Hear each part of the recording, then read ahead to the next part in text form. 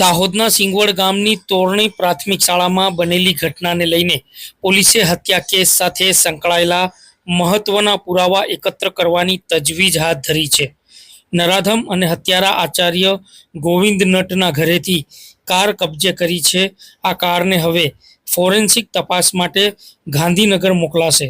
આ જ કાળા કાચવાળી કારમાં આચાર્યએ બાળકીને બેસાડી તેની સાથે દુષ્કર્મ આચરવાનો પ્રયાસ કર્યો હતો, પરંતુ બાળકીએ બૂમાબૂમ શરૂ કરતા હેવાન બનેલા આચાર્યએ બાળકીનું મોઢું દબાવી તેની હત્યા કરી નાખી હતી.